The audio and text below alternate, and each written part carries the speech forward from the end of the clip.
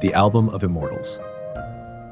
Welcome back to Eastern Brush, Western Seoul, where we dive into the wonders of classical Chinese art and literature.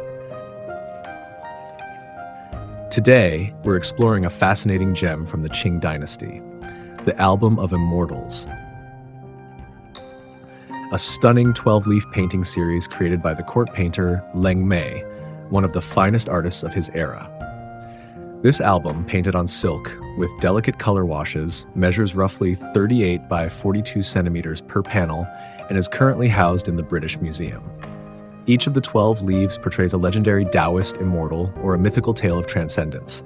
The compositions are rich in expression, the figures full of life and vitality, and the colors exquisite, graceful yet powerful.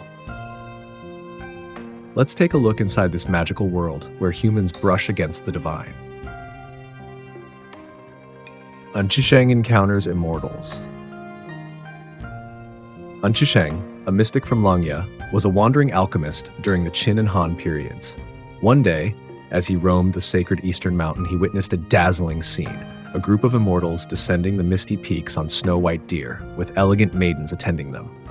Seizing the moment, An Qisheng fell to his knees, pleading to learn the secrets of the Tao.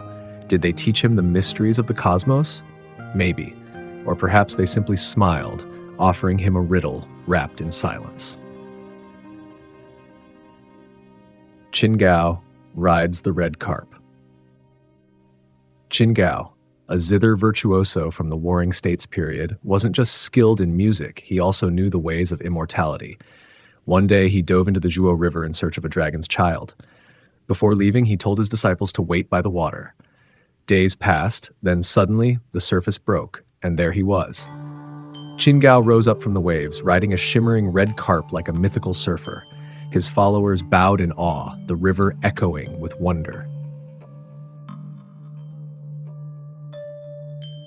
Dongfang Shuo steals the peach of immortality.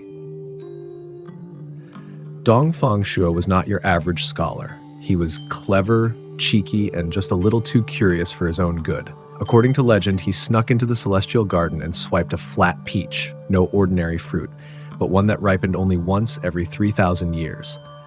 The painting shows him mid-escape, holding the prized peach close, glancing over his shoulder with a mischievous grin. He looks like a child who just got away with the world's greatest prank.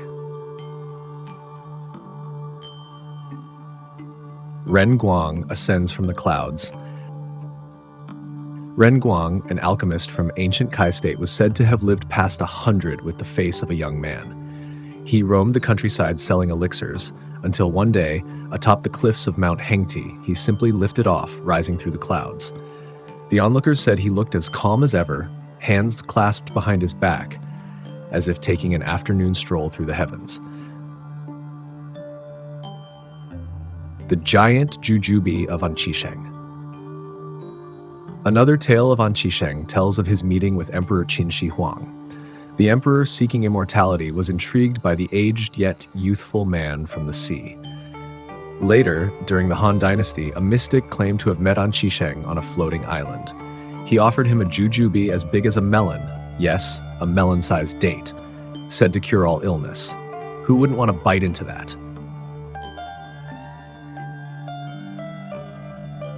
Wochuan gathers herbs.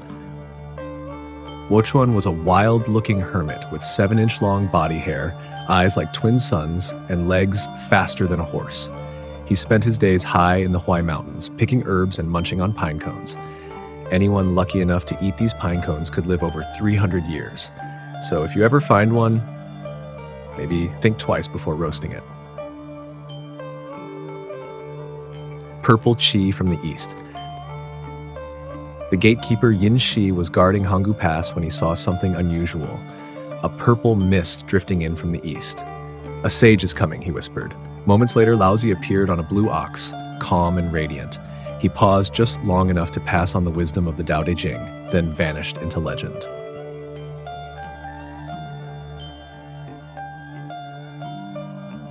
Heavenly Maiden scatters flowers. Floating on a breeze, a celestial maiden dances through the skies, scattering petals like falling stars. Where the blossoms land, illness fades and joy blooms. She doesn't speak, She doesn't stay. Just one graceful spin.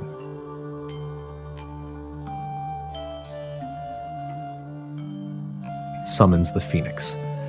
Xiaoqi, a hermit of the Han Dynasty, lived atop Mount Tianping and played the xiao, a vertical bamboo flute, like no other. His melodies were so pure that phoenixes would descend from the clouds, perching nearby just to listen. They say he played not for fame, but to call harmony back into the world.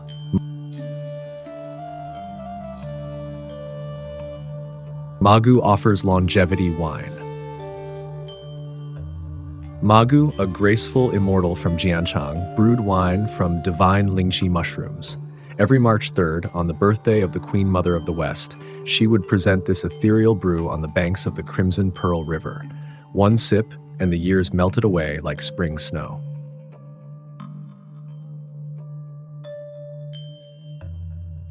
Yuji rides the dragon. Yuji, daughter of the Queen Mother of the West, played a single-stringed zither that drew hundreds of birds with every note. Sometimes she'd climb onto her white dragon and soar across the four seas, weaving music and mist into a breathtaking dance of sound and wind.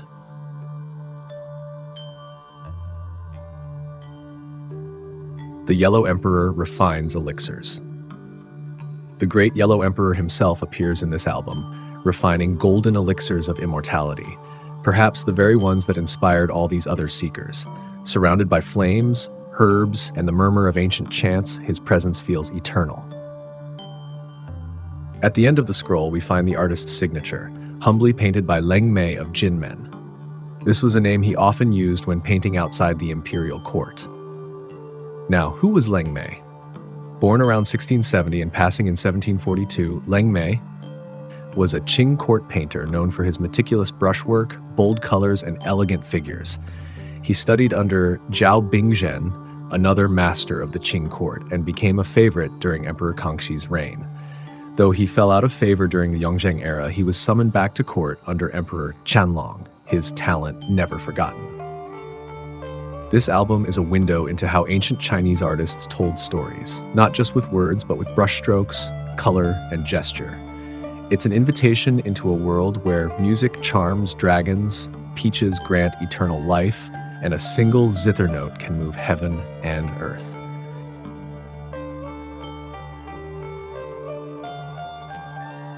Eastern Brush, Western Soul is dedicated to introducing, translating, and sharing public domain masterpieces like this one, works that are often hard to find or forgotten over time.